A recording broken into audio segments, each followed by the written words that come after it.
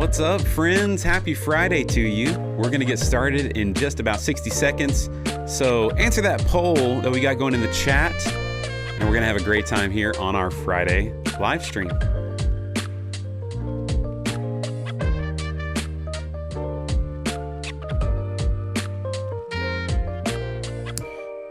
You guys go ahead and let me know where you're joining from today. We got people always from all over the place. So thanks for hopping in, even from England.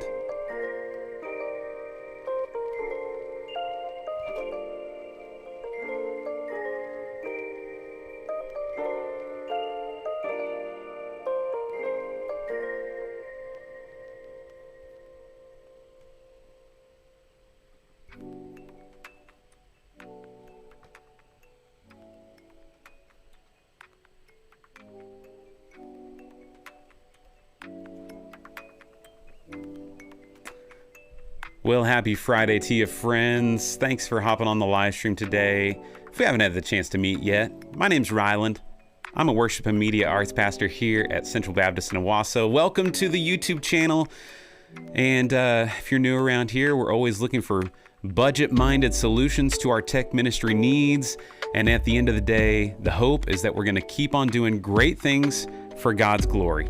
So let's see who is joining us today. We've got Mark from Vancouver, Canada. Caleb hopping in from Fremont. What's MI? MI would be, is that Mississippi? No, that's MS. Minnesota? No, that's MN. What's MI? Am I wrong? Ash from India. Let's go. And then Aaron from Northern California. Greetings from Barbados, George. Okay, let's go. Oh man, a little jealous there. And we got Caleb, the Michigan man. I'm sorry. Oh man, it's gonna be great. From Poland. Man, this is so cool. You guys are awesome. I love it. And I know you're not all here just to hear me yap a little bit, because we've got some great stuff in store for you. Maybe you submitted your live stream already, and we've got 4 of those lined up that we're going to be reviewing in just a moment. But we like to have a lot of fun on these live streams, and we've had some amazing guest reviewers come on the channel. Gosh, so many heroes of the church creative market or area. And I've just learned a ton. And listen, guys, I'm just trying to selfishly learn along the way, and I get to share it with you guys.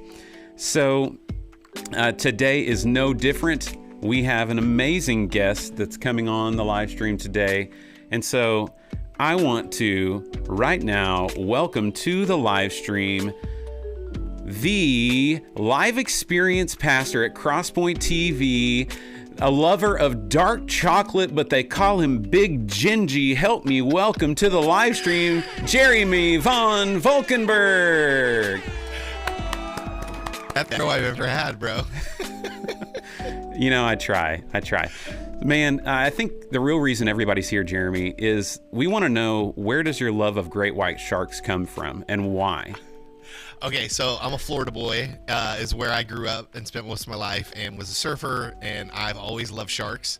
And I had an infatuation with Shark Week. Since we were a kid, like, we would do Shark Week parties. We had friends that would like make shark cakes with like bloody icing, and like we would all get together and watch. And so I've always been absolutely infatuated with sharks, and specifically great whites. And the only thing on my bucket list is to one day cage dive with a great white shark. Have you ever seen a great white in the wild? No, I've seen other sharks like out surfing and fishing and stuff when I lived in Florida, but never a great white. Okay. Now, you hail from the beaches of Melbourne, is that correct? Yeah, a little bit south of there, a little town called Vero Beach, Florida. Okay. Mm-hmm. Well, I was just in Melbourne. Did you say Melbourne? How do you say it? I've heard both. Okay. I was just there last week for Churchfront Conference, and it is beautiful, man. Yeah. The Lord took us from the gorgeous beaches of Vero to Tulsa, Oklahoma, which you're very familiar with. Yeah, we got some oceanfront property we'll sell to you right here. Yeah, it was funny. Like when we moved, I just was praying, like, Lord, let there be water somewhere. And then we like bought this house south of the Arkansas River, and I thought, this is so cool. I get to drive over a river every day. It turns out it's more of like a ditch with like a little bit of water running, not necessarily a river. So, bro, and there's a certain area where the wastewater treatment plant is near the Arkansas River. You don't want to be in that area. That's the cheap property. That's like when you're searching online. I found a great deal on this house in Tulsa. Yeah. Turns out you're right next to the sewage place. Oh my gosh, man. Well, if people aren't familiar with you, will you just kind of share a little bit of, what your role is in the creative arts ministry area and kind of what you're up to these days? Yeah, so my current role, I'm the live experience pastor at Crosspoint here in Nashville, Tennessee. We're a multi-site church. We've got 6 campuses all around the greater metro Nashville area. And so my specific role as the live experience pastor is I oversee the execution of our services across all 6 campuses. And so essentially like the programming department, production department kind of report back to my role. And we're responsible, for the execution of all of the services. Before that, I was production director for, 10 years before that. Worked for a couple churches in Florida, and then I was at Transformation Church from 2020 to 2023 before moving out here to Nashville. So that's awesome, man. Now, would you consider yourself a gearhead? Like, are you a guy who knows, you know your way around a soundboard and stuff, right? Oh, yeah. Audio is definitely my top passion, but with some of the roles I've carried, I have had to be as much a nerd about the Word of God and then also a nerd about frame rates and Genlock and learning how all of those things can somehow go together. And so I'm probably 50-50, like just creative, but then also like I love talking gear all day. Okay. It's fun because it's the gear that allows you to like pull off the vision that's in your head. Yeah, absolutely. To understand and lead teams and stuff. Like, it's kind of both. That's cool. Well, I wondered at first if you were like the Rick Rubin of the church creative arts, like, because I've heard you say before you're not the most talented technical guy. You're a great leader of leaders, right? That's your passion. Yeah, I always like to say that I'm like the race car. I'm not the race car driver. So like I'm the guy that can like lead the team to build this thing that's beautiful, but you don't want me driving it. So like we can talk video all day, but do not let me into Ross dashboard. I will break everything. Nice. Hey, should we put a DVE on that and run that through this ME? Like I can talk about it and I understand it philosophically. Trust me, if my guys see me coming anywhere near, like inside, other than an audio, I can hold my own. But everywhere else, if they see me coming, they're like, oh boy, don't let them touch anything. Gotcha. So in the video broadcast room, it's like Michael Scott going near the baler, like, don't touch it. Yes, exactly. Okay. Yeah, I would definitely put my foot on the waffle iron. Well, around here, I like to play a little game with my guests. And so we're going to put you to the test in a game that I like to call Guess the Tech. Okay. So what happens in this game is we have some silhouettes of different tech items. Okay. And we'll see how you do. Oh boy. We've had some people that have had great scores. We had Lee Fields on last go round, and I think he went 10 out of 10 even. I have no doubt. Yeah. So these are very random items. And I have no clue how you'll do, but in the chat, guys, drop your responses as we put these silhouettes up. And so let's start Guess the Tech with an audio item. So I'll give you a hint there. Okay.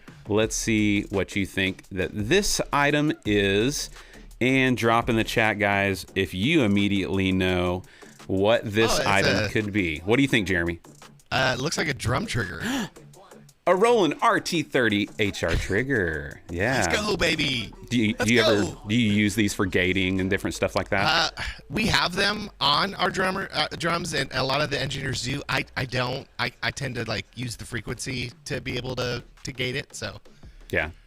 Cool. Okay, let's go on to a next item here on Guess the Tech. This one's a little obscure. I'm going to go with a Allen and Heath Avantis. What? All right. Okay. Very nice. And we do have some other winners here in the chat that are playing along. You're going to have to be more specific than mixer, but I mean, we'll give you half a point for that one, Ash. But yes, the Allen and Heath Avantis. Have you guys used that? I mixed a hip hop show recently on the Avantis, and I loved it. It was awesome. Nice. Okay. All right, let's move on to something non-audio here and see if you know what this guy is. So it's either going to be a GLP JDC1 or a Chauvet Strike M, would be my guess. Good job, man. Let's go. Hey, I saw some interesting lights. You know, everybody kind of takes these and inspires their creation of their version. And at Churchfront last week, they had some of these that they're going to be putting some of that. Have you seen the frost stuff on like bathroom doors or like conference rooms where it comes on and off? Yeah. So they've got some lights that they're coming out with that do that, where you can like via a DMX channel say put frost on or take frost off. That's incredible. And they've got some that are like this. So I'm curious to see like when those come out, if they can do that, and like what the price point is, because these are not cheap lights. These are great. No, they're not. But some of the more like affordable ones, like for color in our main auditorium for our broadcast site, we use the Chauvet shockers that were like $3.99 a piece, and it looks real. It's a really like even wash of color and stuff. Okay. Yeah, I love these things. Okay, let's go to another item here on Guess the Tech. Let's see if you know what this specialty item is. Yeah, it looks like a Dana Dolly. Dana Dolly, that's right. So we're putting in our first, maybe two Dana Dollies. We're going to start with one, and we're going to use the Imotimo motorized track. I don't know if you've messed with that any. I actually think we have this exact one for our slash cam for our Dana Dolly here. Yeah, I'm excited to try and play with it because I've done a ton of like sliders and motorized things, but not like a giant motorized Dana Dolly. So that'll be interesting. You get such, I mean, we at my last church we had like Ross Furio and things along those lines, and the shots you can get are just so inspiring. That's cool. All right, let's go to the next item here. A little obscure, but kind of a classic if you are familiar. What are you thinking? I'm gonna go with a AKG 414. Very good. Okay, so Jeremy's perfect so far. Look out, fellas. Oh, my goodness. The old pastor coming in clutch right now. Absolutely. Okay, this one, we'll see what you think. I mean, it's... Oh, yeah. If you're in lighting at all, you should know what this is. But it's kind of an older technology. Well, I'm old.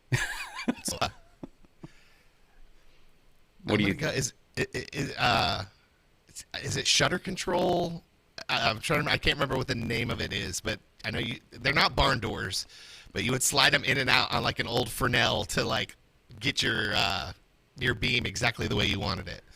You could do that if you had like the iris control in there. This one is a gobo pattern holder. Oh, it's a gobo holder. Yeah, so missed it. Well, I mean, we'll give you half a point. Okay, I almost went gobo, but I missed that one. My LD's gonna be so mad at me because we literally just used these for an event.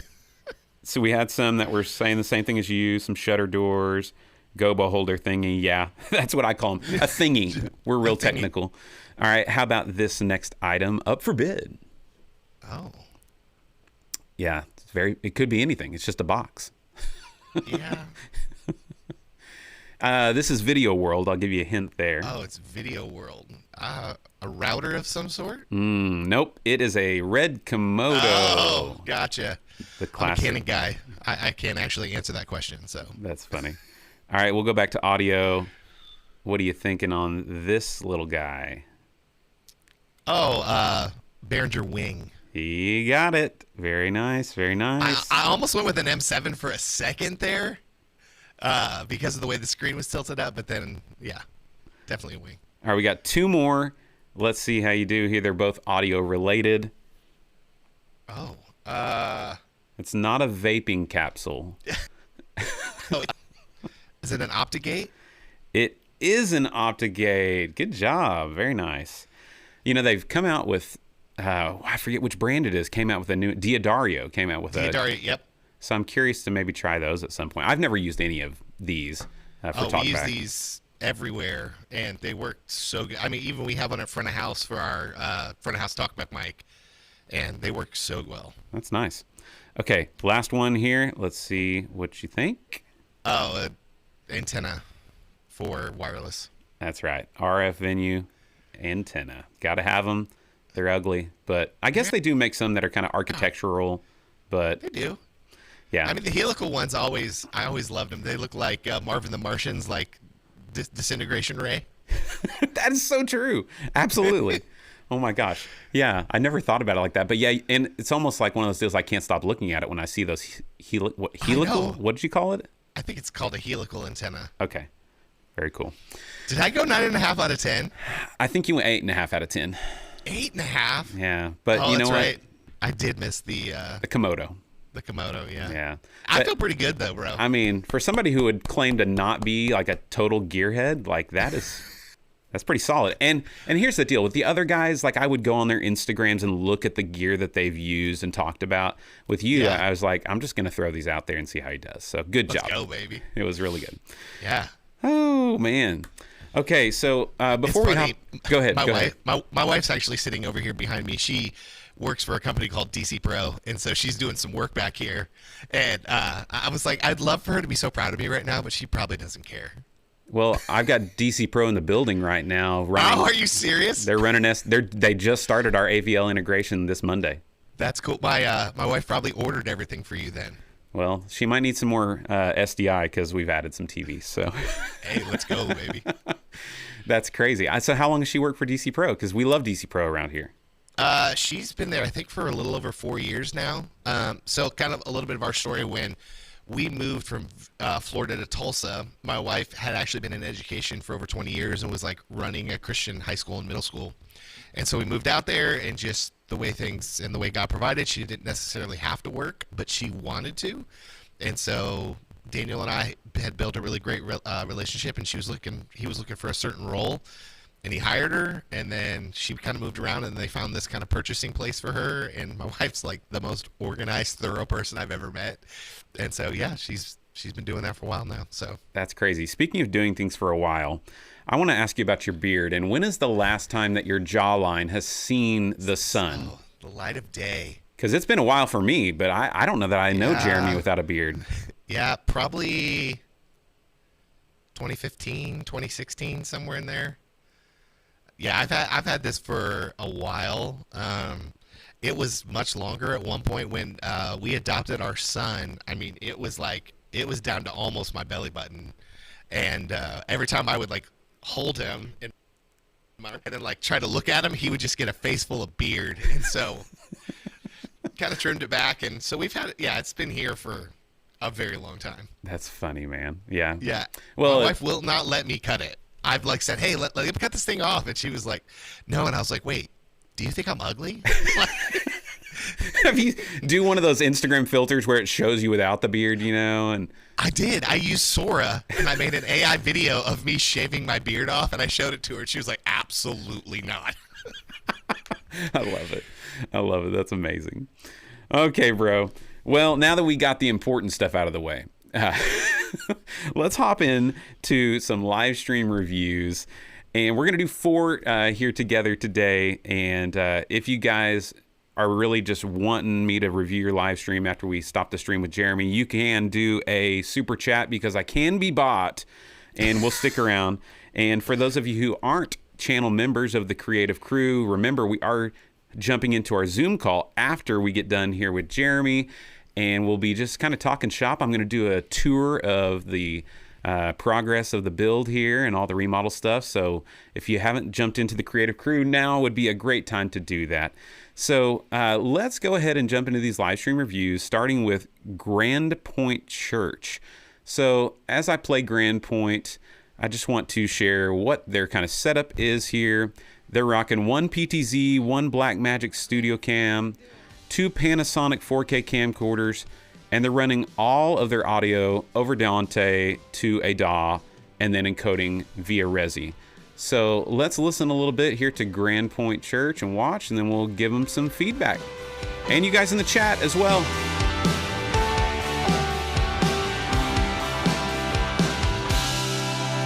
If my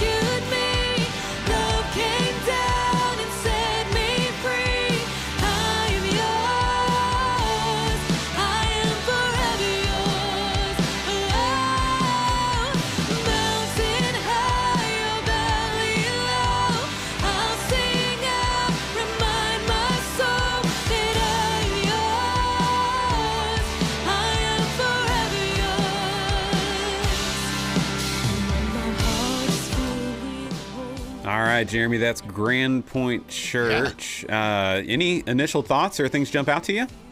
Yeah, I'm when you were, there's multiple manufacturers of cameras and all the things going on, I feel like you've done a really good job of making it feel cohesive. Like, that was kind of one of the first things, because I was expecting, like, oh, Panasonic here and Blackmagic here, like, oh, wow, this is going to feel a little all over the place. But, like, yeah, I'm pretty impressed. Yeah, I agree. I think that their team's got a really solid sound, really talented people. She's got a great vocal. I think video-wise, I'll chime in on that and then maybe let Jeremy give some thoughts on audio too when we listen just a little bit more. I think for a song like this, opener, I'm not a fan of doing dissolves and these kind of slow pans and those kinds of things. I try to match the energy a little bit more and maybe just go cuts. And I think the next thing that I would try to look for with you guys, it looks like you got everything on sticks and you kind of have these locked off positions that the only way to get motion is panning around. But if you could just throw in like one roaming cam somewhere to be able to have some more, agree. it would just bring so much more life to the stream and you could capture some more different angles. But on a song like this, I would probably not do long dissolves and obviously try to not cut when they're not moving. So let's listen just for another minute here and then we'll get some more thoughts. Let me just chime in on the video thing. Yeah. I'm also, like, I am a death to T-bar guy. Like, I'm not a huge fan of dissolves. I think sometimes it works when you need it to, but I don't know that we should, like, lean on it. I think the more hard, like, watch TV, watch movies, your eye's actually not used to seeing dissolves. When you watch anything, you're always seeing hard cuts. So I would live in that. I love the idea of some handheld motion. Just to kind of bring a little bit of like life into it. But yeah, I agree. All right, so we have something that is always divisive, and that is the snare sound. Everybody has their own thoughts on what should sound good. We got some love for the snare sound here, so let's pop into another section here with the drums going, and let's listen a little bit to see what we think of the drum mix inside that cage.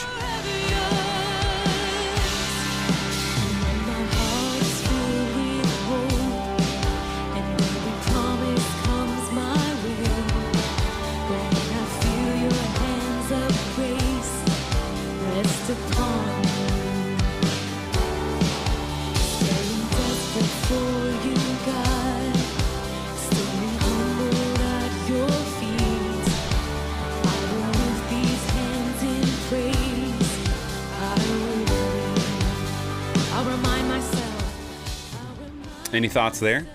Yeah, I think the drums sound good. I think so.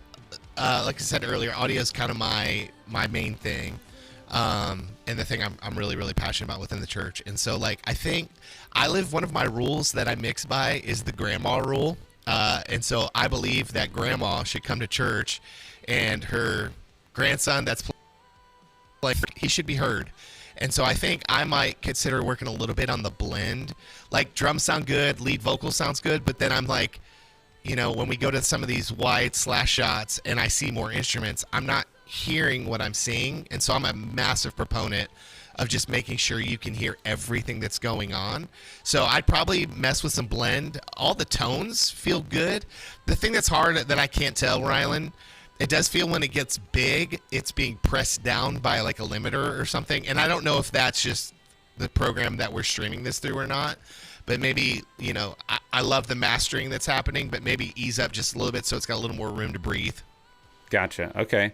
Now, Jeremy, are you a fan of DAW broadcast mix or off the board broadcast mix? Like, what have you done? Any suggestions? Because they're using a DAW currently. Yeah. You're asking, like, right now we live in what I would call kind of a hybrid. So we have a Yamaha PM3 that's mixing broadcast, but we have the Waves Live rack now. So we're using a lot of third-party plugins, not just Waves, to kind of make this hybrid mix. So that's the coolest thing about the new rack, is that, like, one of my favorite Master Bus plugins is something called Master Plan, and we're able to use that now on our live broadcast. I'm using, when I mix broadcasts, I use a lot of like the first party SSL stuff, and so it's like this weird hybrid of both. I will say, for non-sounding live streams in America are Gateway and are Belonging Co. And those are both DAW-based mixes. So I think eventually you're going to see my church probably move into the fully DAW-based space, because I love the idea of what Red Rocks does is their studio during the week. And so the church I work in, like, we have some, Grammy-winning songwriters that are worship pastors and things along those lines. And so, like, having a space where I can have this, like, killer broadcast mix, and it's also our recording studio throughout the week, is really, really interesting. So yeah. I think that a good engineer can make anything sound good. Andrew Stone proved that years ago when he used to put up mixes on a Yamaha TF and MXU stuff that were better than most people on their Digicos and SSLs and Yamahas, So, but I think we're going to see more and more moving to the DAW based. I think things like Pro Tools are so much more stable than it used to be, and with all the different little fader bank options that we have, like, I think you're going to keep seeing, and I think it just gives you such a high level of quality that you can get to. Yeah, no, those are great thoughts, man. That's really interesting. Very cool. Okay, let's move on to our next live stream review. Real quick, the last thing I would add to them, it just overall feels dark to me. Adding a little bit more light on stage, and then I'm probably going to give you a little hot take. I would bring the light up on the audience. I love part of what we're trying to do as creatives within the video world. Like, we're trying to take the story of what God is doing in rooms and bring it home to people. Well, if I can't see the story, I don't know what's actually happening. And so I bet there's a lot of people who watch online and then walk in the room and go, well, this isn't the same thing I thought it was, So, like, I actually think it's a little counterintuitive, but I think bringing some of the lights up and not having it quite as dark actually draws people into what's happening. Yeah, and one thing I've noticed just moving incrementally up in cameras is that sometimes, those cheaper cameras like they might be using are crushing those shadows a lot, to where maybe in person it's not quite as dark, but then on camera it actually, that dynamic range is not there to our natural eye. And so, if you want it to translate online, you might have to make it brighter in person if you don't have as good of cameras that can capture those shadow detail. Absolutely, yeah. But I think it would be something I would, probably don't go rogue, talk to your leadership, but, like, just say, hey, what would it feel like if we made this a little bit brighter, Yeah, I love it. Okay, let's move on to Grace Church. Earl submitted for them. And as we get their stream going here, they're using a Blackmagic switcher. They have one human-operated camera, and then one wireless tear deck, and then just several cameras sitting on moving tracks. They have their audio going to an X32 through Dante, and then someone is actually mixing that separately every Sunday morning. So let's listen here a little bit and watch to Grace Church Media. This is the day you made. I will rejoice and be glad, rejoice and be glad. This is where I believe you are more than enough for me. You are faithful to your promise, you are strong when I'm standing in your presence. I have everything I need. Joy of the Lord, the joy of the Lord is my strength. Oh, the joy of the Lord, the joy of the Lord is my strength. Oh yeah, oh my soul, this is your name, and all that is, let me say. Joy of the Lord, the joy of the Lord is my strength.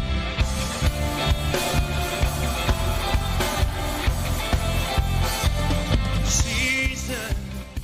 All right, that is Grace Church. Jeremy, I know a lot of times I feel guilty. We're just listening to like 2 minutes of this stream, and sometimes the audio guy doesn't have everything dialed in yet on the first song, but give me some of your thoughts. Yeah, I think and again, I don't know again, like what I'm hearing versus what's actually happening. So I might go back later and listen, but like it feels a little thin to me on what I'm seeing. The blend felt decent. Like I could hear the bass, I could hear the different things that were up there. I mean, overall, it's a fairly decent mix from what I could tell. Yeah. I think the first thing that jumps out to me was when that snare hit came in the first time. It was like the longest, biggest cave reverb on the snare. Oh, gotcha, yeah. You know, so, Yeah. And that's what the comment section is also throwing out there. So, snare reverb, anyone, you know? Like, yeah. So give me your snare, like reverb and compression. Like, what are you doing on your snares? Are you doing any samples? Yeah, like what are you doing? Oh, no samples on this in this room. Okay. Yeah. So like mine, you know, it's just a little bit of a high pass filter, and then some, you know, just general EQ, and then I'm an 1176 guy on my snare. Believe it or not, I literally just put the 1176 on, and I don't change anything, and I turn it up until all my big snare hits are reducing -3. And then I just kind of, the out gain just kind of fix that so where I like where it sits in the mix. And then I use like a long hall verb with like 3.5 milliseconds of tail on it. And I like it a little bright. Like, are you pre-delaying that reverb any? I am usually, probably by like anywhere between 85 and 100 milliseconds. So I do it similar to a vocal because I want that initial thing to come through, and then I want to hear the tail. It's a way that I've been using to like make my snare feel longer. Another thing I've been doing, I learned this from a friend of mine recently, and I didn't think this would work, but I actually absolutely love it. I don't gate my top snare anymore. I just let it ride, and to me it feels really nice, especially in the big CCM thing where you want these big fat 80 snares. Yeah. And I get plenty of hi-hat through. We use a DPA mic on our snare drum, and it feels good. And then all of that is going to a drum clean bus and then a drum parallel bus. My parallel bus is it doesn't reduce any more than like -4, and then my entire band bus hits like an SSL fusion drive that's also going into like an SSL hardware compressor, and so it's like all of these little bits of landing to where I get my snare to get that like big and fat. I want my snare drum to feel like it's hitting me in the teeth. So like when I walk out and listen, I want a big crack that I feel like I'm feeling. I like kick drum hit me square in the middle of the midsection, snare drum hit me in the teeth. I'm gone. Okay, so I want to listen just a little bit more and watch them do the Joy of the Lord here, and then we'll give some more thoughts. You guys are making great comments though.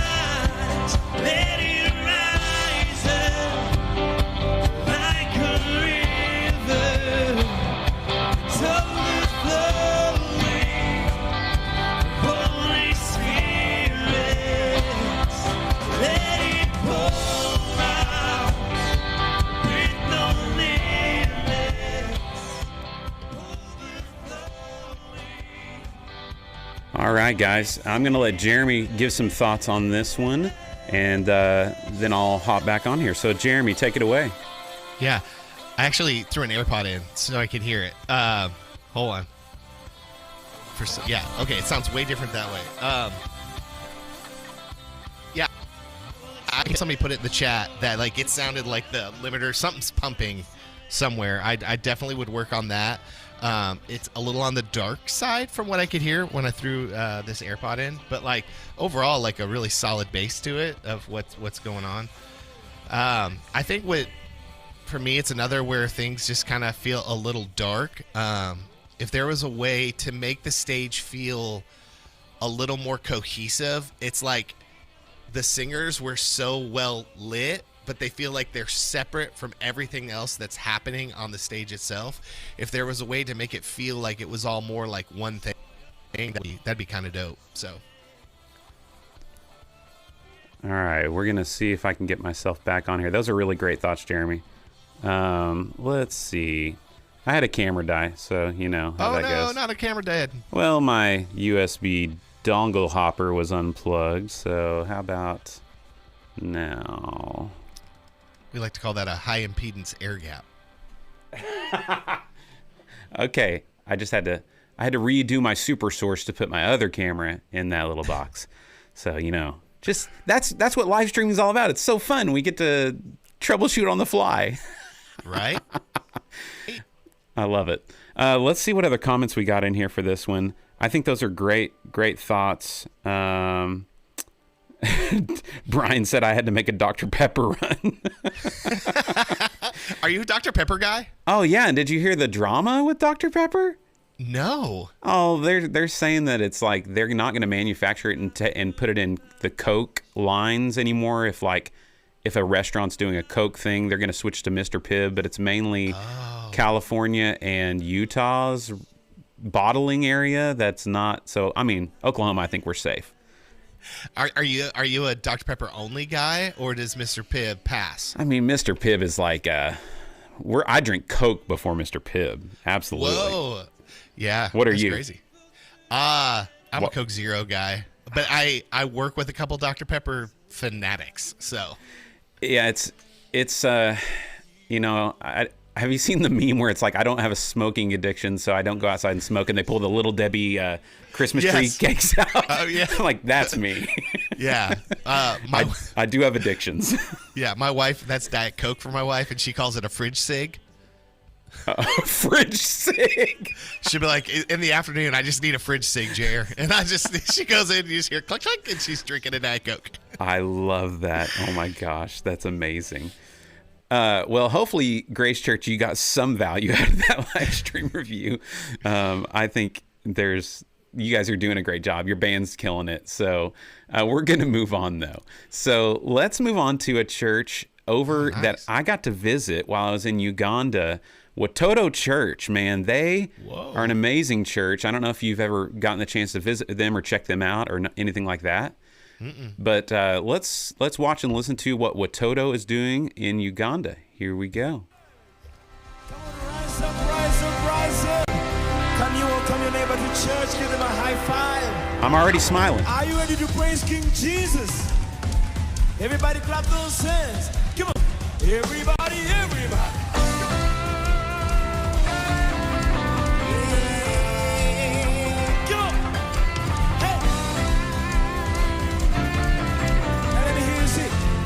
Sing Yahweh, Yahweh, sing Yahweh, Yahweh. Holy is your name, holy is your name.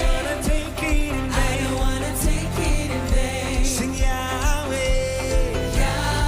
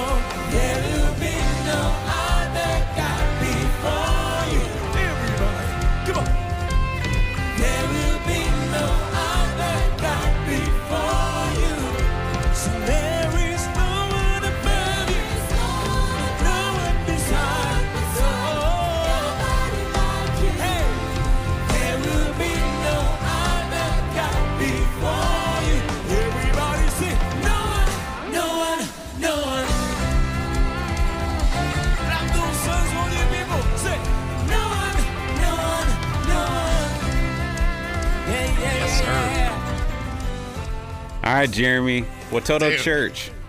Bro, they kill it. Oh my gosh, dude, that mix is great. This is this type of music is my heartbeat. Like I love, like my church knows if Fred Hammond calls, I'm gone. Like I will leave for Uncle Fred right now. Man, I'm hearing everything. There's articulation. The mastering feels good. The energy, I feel like I'm in the room with them. And I mean, great sources can equal great audio, and so they are just killing it. Yeah, man. It's amazing. They're running their stream through Pro Tools. Yeah. And then their video stuff is all Blackmagic 6K Studios and Pockets. Really? Yeah. Man, they're doing a good job. Yeah, so, and I've been there in person, and it translates in person as well. So one thing that I want you to comment on is this choir thing. And I feel like that's always a struggle for us on audio stuff. Like, how are you? Do you have any tricks like you're when you're trying to get great sound out of a choir? What are some of the things you're trying to do? Yeah. Okay. So mic choice is always number one. I wish I could tell you exactly what we use at our church. They're not super expensive, but I will even say this: they're maybe not even the best sounding choir mic I've ever used, but the gain before feedback is off the charts. So I will take that over like the best sound quality. And so like there's a couple things I do, and I learned this from a friend of mine.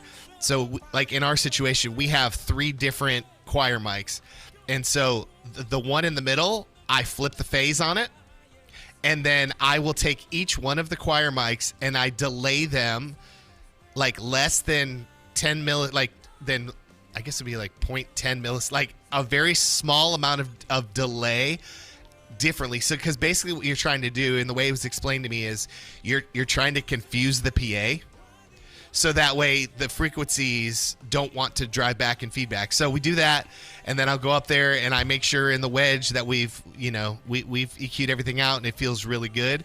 So doing all those different things, running them into a choir bus. I run a primary source expander on the bus itself, and I do a lot of the EQ on the bus itself. I try to cut out as much of the low end as I need to, and then once I can get it where like, hey, that feels really good, I will mix vocal tracks in to taste. Just like I want it to be like if I muted it, you wouldn't know it went away, but then it just adds this like foundation to what you're always doing. And so those are some of my tricks that I do, and I usually have pretty good success with choir. I love choir Sundays at our church. So That's so cool. How are you monitoring for choir members at your church? Honestly, it's like a QSC side. Gotcha. Okay. Just enough where it's not bleeding into the mics too much. That's correct. And I mean, we've got drums on stage. We've got all the things. And our church, we run loud. We're 97, 99, somewhere in there. Yeah. And, and it's big and all that kind of stuff. So. Oh, okay. We're doing a little super source action here on the live stream. Have you guys tried any of that stuff?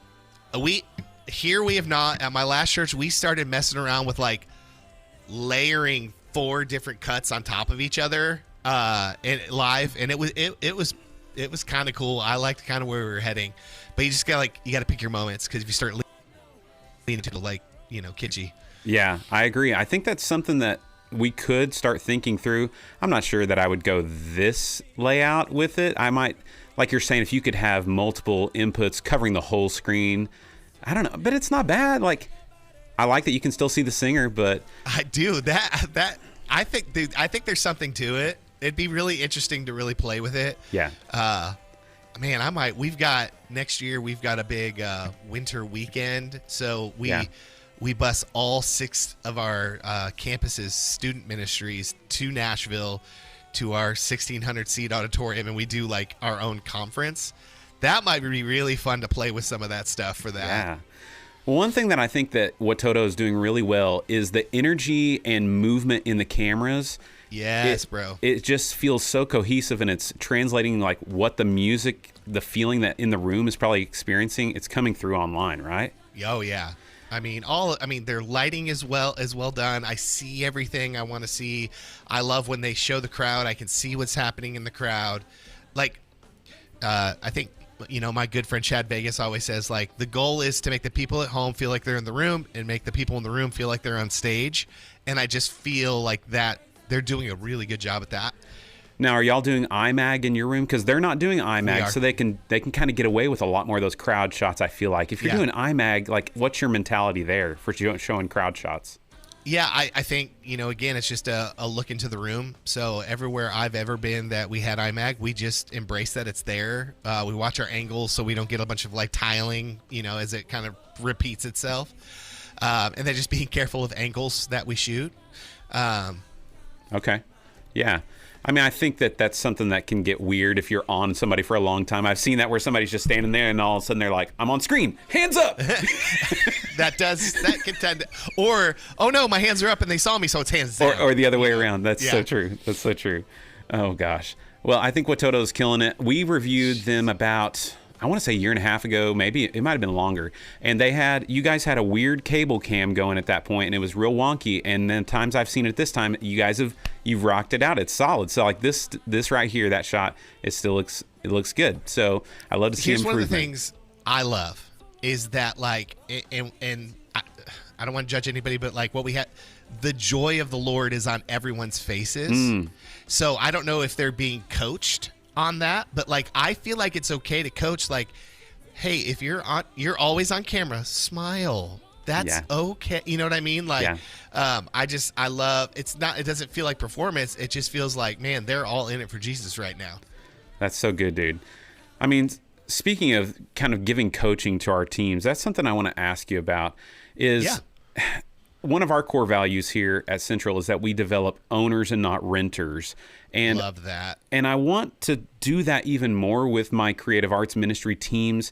How are you keeping a standard of excellence that Jeremy wants for the production, but then also giving freedom and creative freedom and ownership to people in their roles? And like, how are you building that into your culture there at Crosspoint? Yeah. One of the things we've been, Crosspoint has traditionally been very centralized in what it did. Like the central team draws up the play is then sent out, and the campus play. Some of the ways we're doing that, we're backing it down to more like a 80-20. Like we're going to come up with a play, but then within that, there's a 20% for creativity. Our music team preaches that to all of the musicians, like drummers, like, hey, play 80% of what's there and leave 20% for your own interpretation.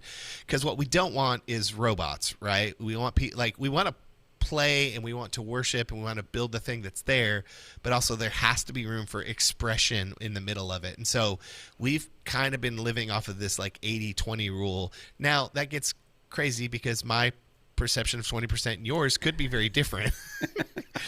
But at least knowing that there's, and I think it's more and more defining like who you are, vision, the culture, what you're trying to accomplish, and like who is your ministry. What are you doing for feedback post services, and like how are you, correcting or encouraging? Yeah.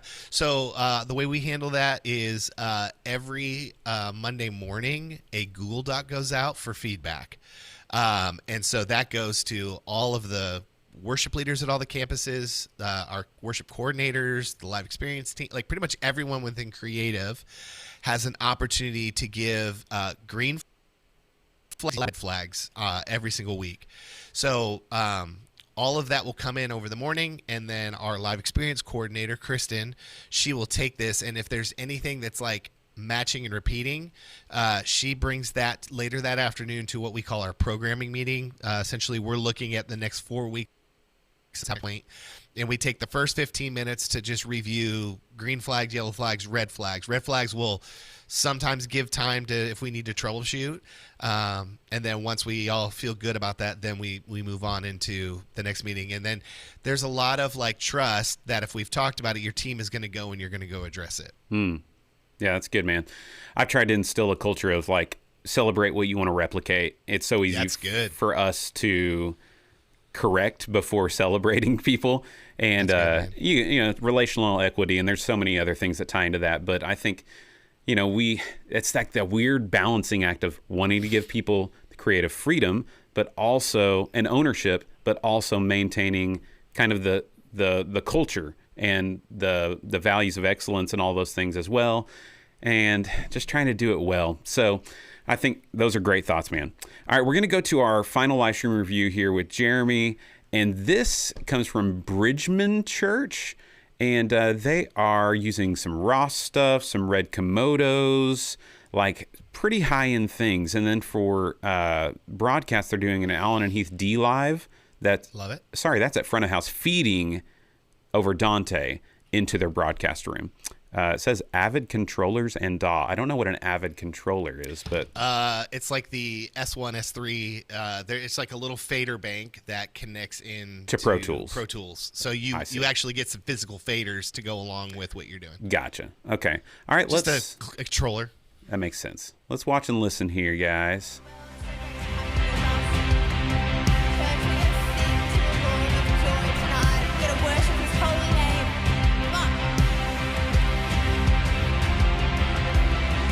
When all I see is the battle, you see my victory.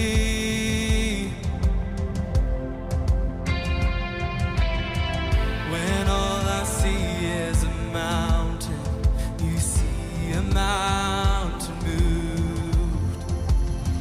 And as I walk through the shadows, your love surrounds me.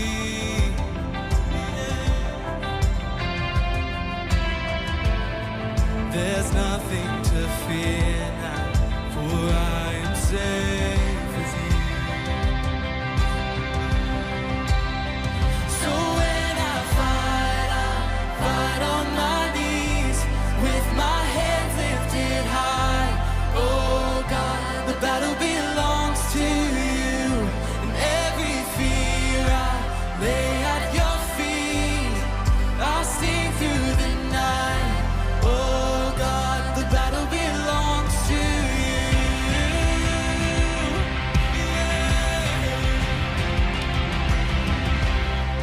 And if you are for All right, that is Bridgman Church. Really appreciate you guys submitting. Obviously doing a great job here with your production. So we got a lot of comments coming in here, Jeremy. What are your initial thoughts after? Lord's work over there. Yeah.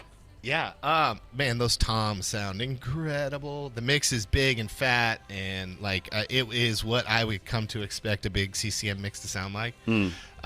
So I'm actually gonna dive out of audio if that's okay. Yeah. And we're gonna get into like this is maybe some subjective some things that I would adjust the color temperature of key light. I think it's too cool. I would warm it up.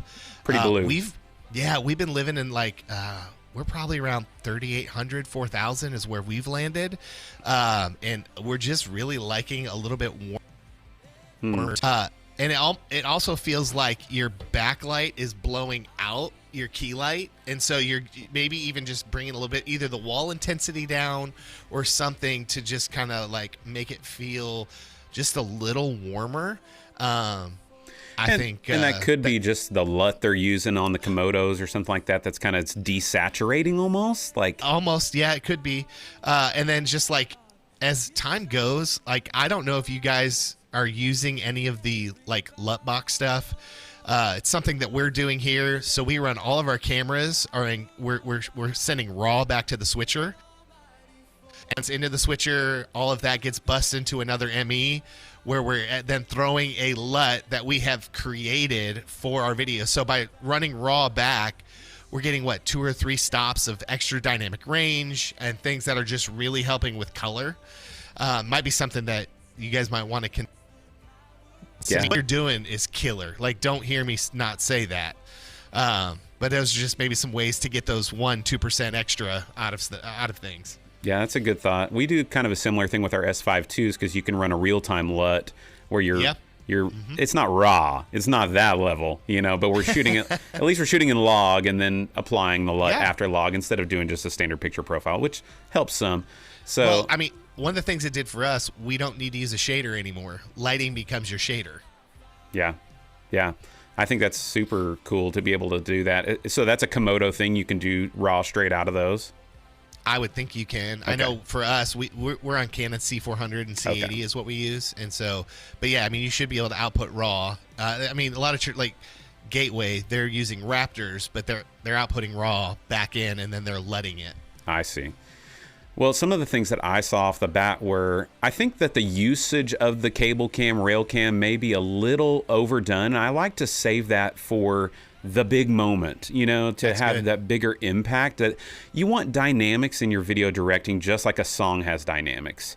So that way the viewer is being taken somewhere. And so saving that moment for the big chorus at the end sometimes is like what puts it over the top, you know.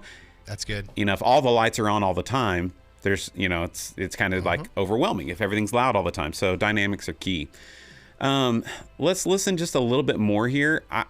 Honestly, this is super impressive. So Yeah, the audio is like lights out. yeah, let's listen a little bit more.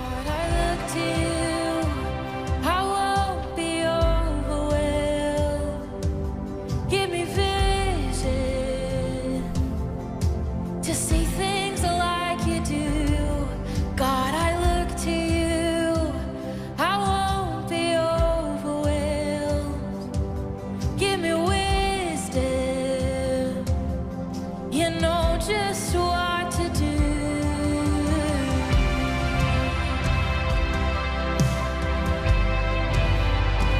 You know just what to do.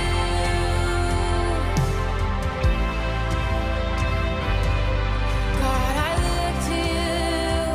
I won't be overwhelmed. Give me vision to see things like you do.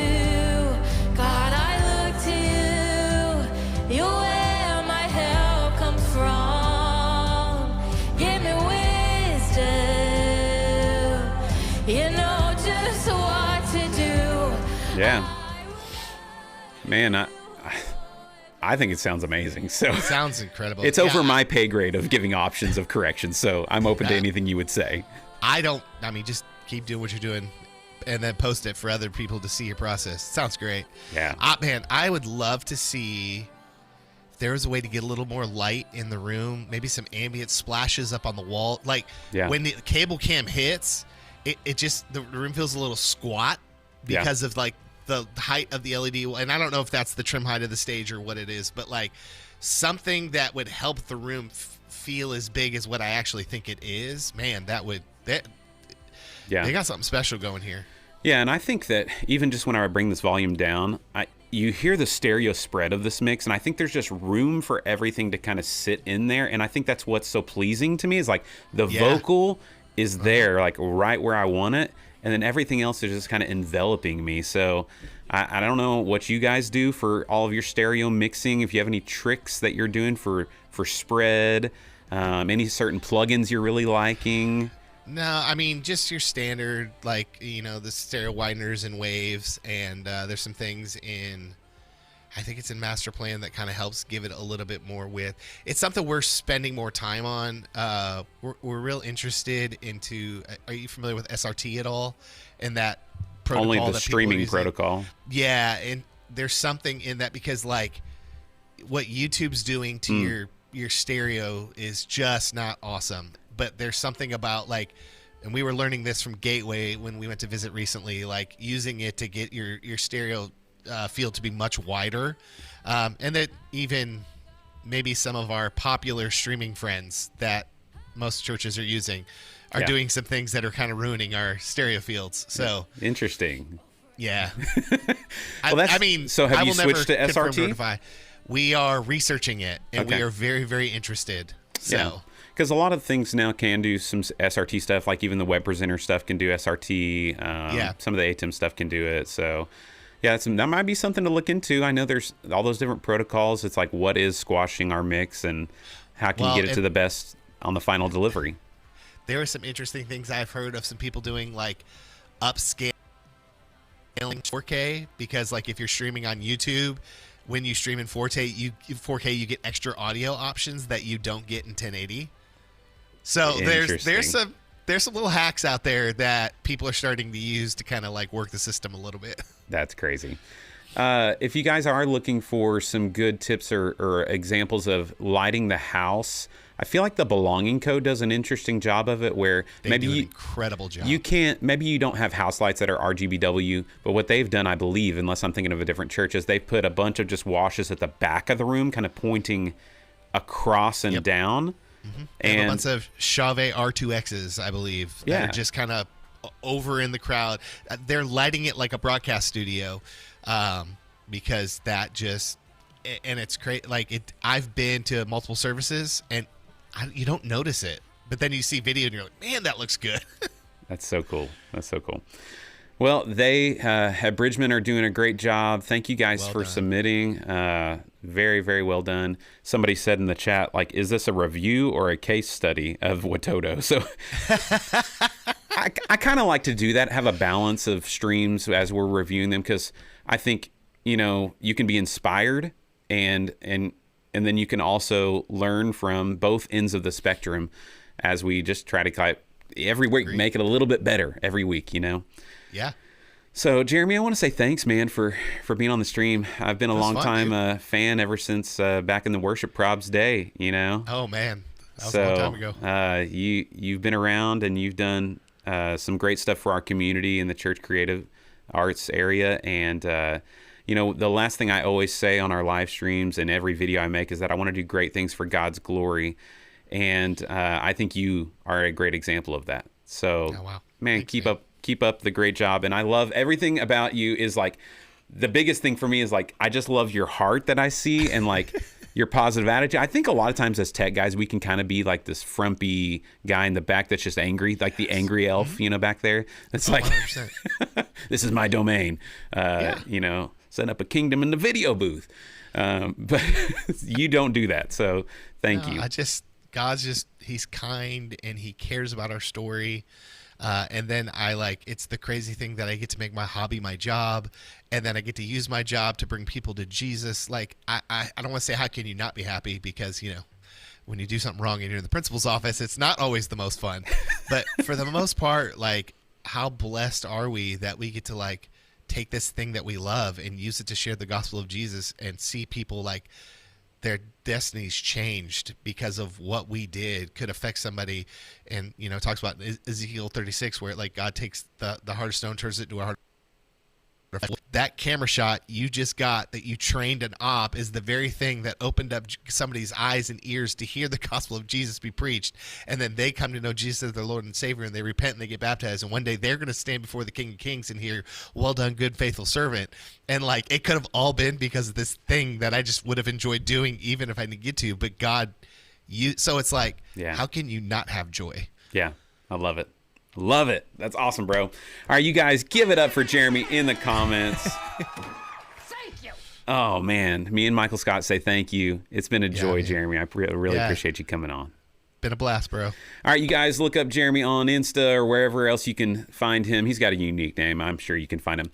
All right, we'll see you soon, Jeremy. I appreciate you.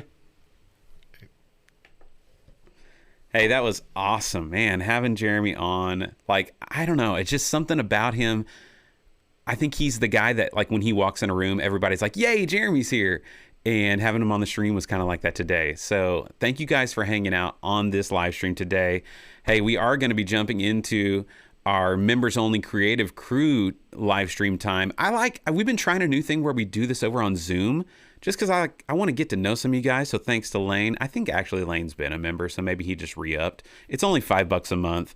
And really that is just a way for you to support the channel. And so give me 10 minutes, and I think that next stream is scheduled for 11:15. And I actually am going to try something new here that YouTube will let me do. I'm going to move this stream to a members-only stream. Well, do I want to do that, actually? No, because I can't stream from Zoom to here if I do that. So hopefully the next stream will start via Zoom. All right, guys, at the end of the day, we can do a lot of great things. Let's keep doing it all for God's glory. We'll see you in the next one.